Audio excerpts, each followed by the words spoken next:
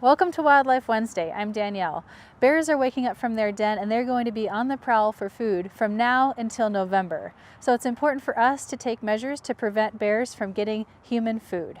So today we'll talk about 3 of the most common ways that bears get human attractants, whether it's at home or in your campsite.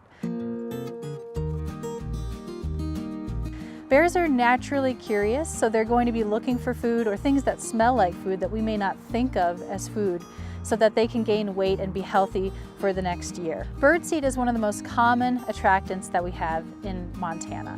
And it's common because a lot of people feed birds for enjoyment. But birdseed contains a lot of calories, which makes it really desirable for bears. 1 pound of bird food can provide over 2,000 calories.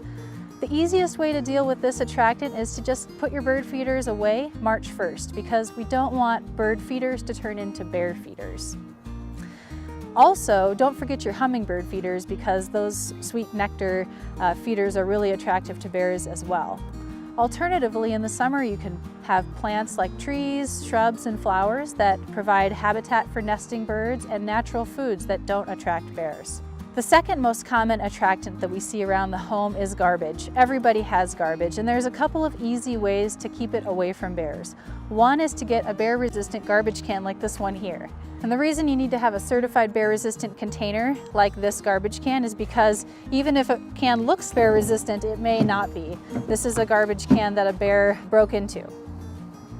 If you don't have a bear-resistant garbage can, another thing you can do is just put your garbage in a shed or in a garage that's locked up until garbage day, or when you can take it to the dump.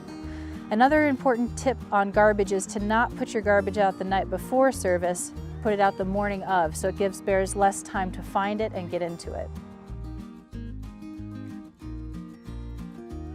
The third most common bear attractant you might find at a campsite, I will collectively call Smellies, because it's not just one thing. It's anything that bears might find interesting that you take camping with you. That could be food before, during, or after it's been used. They can smell food inside of sealed cans. You could also have pet food, or you could have toiletries like toothbrush and toothpaste, deodorant, or bug spray.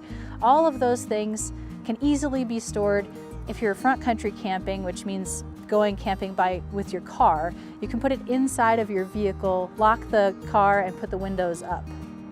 You can also store it in a bear-resistant container. This is a bear-resistant cooler here, and there's also other products like panniers.